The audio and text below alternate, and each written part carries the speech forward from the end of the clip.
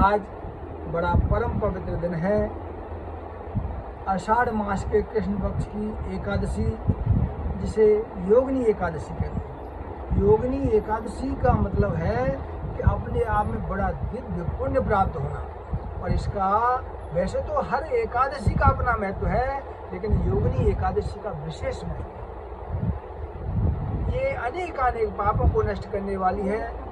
इसमें कहते हैं कि एक बार श्री युधिष्ठिर जी महाराज ने और भगवान श्री हरि श्याम सुंदर से पूछा, हे प्रभु, आप जो कहते हैं कि एकादशियों का बड़ा महत्व है, तो मुझे एकादशी की कथा सुनाइए।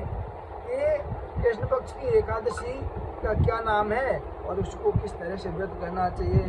बोल भक्तवत्सल भगवान की जय। इसमें कहते हैं कि एकादशी का व्रत करने से परम पुण्य की प्राप्ति होती है और कई जन्मों के पाप नष्ट हो जाते हैं, पापों का अंत हो जाता है।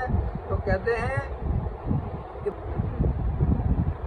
तो ये जो एकादशी है ये अपने आप में बड़ी दिव्य है।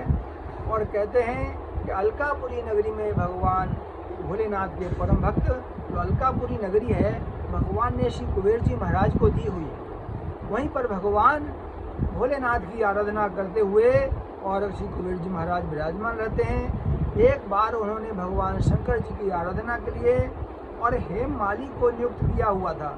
जो यक्ष राज जो है बड़े दिव्य भक्त हैं और वो जो है हेममाली मान सरोवर से पुष्प ला करके भगवान भोलेनाथ के लिए देते थे पूजा के लिए। एक बार वो पुष्प तो ले आए, लेकिन घर में और अपनी पत्नी से हंसी विनोद में रह गए, पुष्प समय पर नहीं ले गए। वहाँ पर जब भगवान शंकर जी की पूजा करते हुए श्री कुबेर जी महाराज ने पूछा कि पुष्प अभी नहीं आए, तो उन्होंने कहा कि हाँ, वो हेममाली जो है वो घर में रह गया है। तो वहाँ जाकर के सेवक को भेजा, वहाँ जाकर के उसने बताया आकर के, तो वो तो जो है और हंसी विनोद में जो है घर में ही है। कुबेर जी महाराज बड़े क्रोधित हुए, उसको बुलाया गया हेममाली को, और श्री कुबेर जी महाराज के नेत्र क्रोध से लाल हो गए। उन्होंने उसको श्राप दे दिया, अरे दुष्ट, तू राक्षस हो जा, तूने इतना भयंकर अपराध किया है। भगवान शंकर जी की जो परम दयालु हैं, दीनों पर दया करने वाले, वो भोले भाले हैं, ऐसे भोलेनाथ की पूजा में तूने विघ्न किया है, तू राक्षस हो जा, और इस तरह से श्राप